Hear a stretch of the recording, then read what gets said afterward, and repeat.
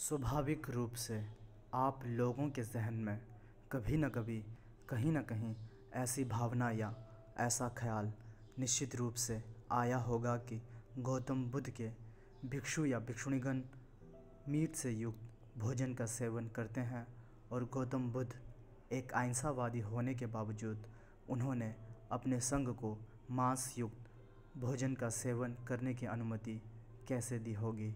आज मैं आप लोगों के जहन में पनप रहे इससे संबंधित भ्रांतियों का समाधान हेतु गौतम बुद्ध और उनके वैद्य या डॉक्टर जीवक से संबंधित एक किस्सा साझा करने जा रहा हूँ। एक समय जब बुद्ध राजगृह के समीप गृध्रकूट शिखर पर निवास कर रहे थे तो जीवक वहाँ पर आए और उन्होंने गौतम बुद्ध से निवेदन किया कि वे आम्रवन में आकर कुछ समय तक निवास करें। बुद्ध ने निमंत्रण स्वीकार कर लिया। आनंद भी उनके साथ थे। वैद्यराज का आम्रवन शांत और शर्महारी था। पेड़ों पर आम्र मंजरी लगी थी। जीवक ने उनके लिए कुटिया बनवा दी और नित्य शाकाहारी भोजन भेजने लगा। उसने अनुरोध किया कि कुछ दिनों तक बुद्ध भिक्षाटन करने ना जाएं, जिससे आपका स्वास्थ्य सुधर सके। जड़ी बूटियों और फलों से उसने बुद्ध के लिए शक्तिवर्धनी औषधि बना कर दी। एक दिन जब वह साथ साथ बैठे थे तो जीवक ने बुद्ध से दरख्वास्त की, प्रभु, कुछ लोग कहते हैं कि आप भिक्षुओं को मांसाहार की अनुमति देते हैं। वे कहते हैं कि गौतम अपने और अपने शिष्यों के खाने के उद्देश्य से पशुवध की अनुमति दे देते हैं। कुछ लोगों ने तो यहाँ तक आरोप लगाया है कि गौतम लोगों को प्रेरित करते हैं कि संघ को मांसाहार दिया जाए। मैं जानता हूँ कि ये आरोप सत्य नहीं है, किंतु इस विषय में आपके विचार जानना चाहूँगा। बुद्ध ने उत्तर दिया, जीवक, जब लोग कहते हैं कि मैं स्वयं अपने या भिक्षुओं के लिए खाने के उद्देश्य से पशुवध की अनुमति देता हूँ तो यह बात असत्य है। इस विषय पर मैं अनेक बार अपने विचार व्यक्त कर चुका हूँ। यदि भिक्षु देखे कि कोई भिक्षु को सामिश या मीट से युक्त भोजन देने के लिए पशुवध करता है तो वह उस भिक्षा को अस्वीकार कर सकता है।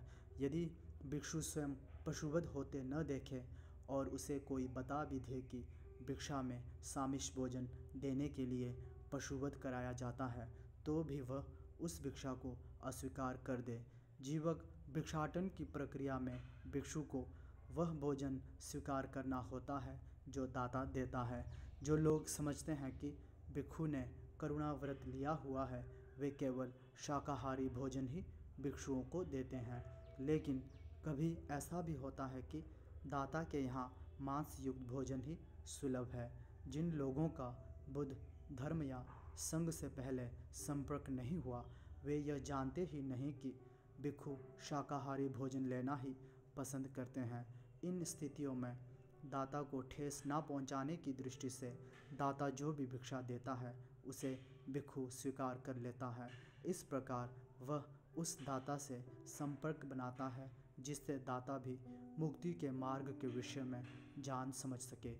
जीवक, एक दिन सभी लोग समझ जाएंगे कि भिक्षु अपने भोजन के लिए पशुवध किया जाना पसंद नहीं करते।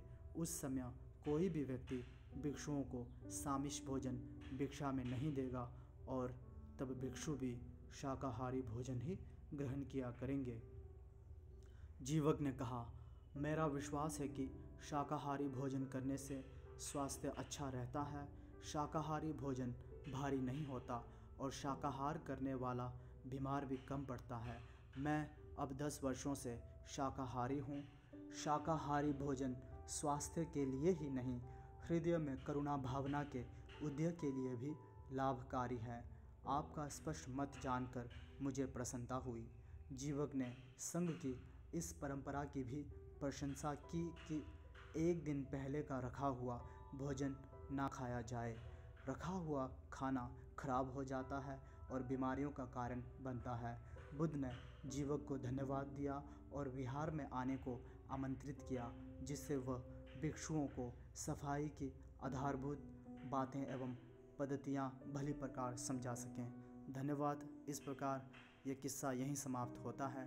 उम्मीद करता हूँ कि इसके माध्यम से आप लोग वास्तविकता से रूबरू होने में सक्षम होंगे। भवतु सब मंगलम।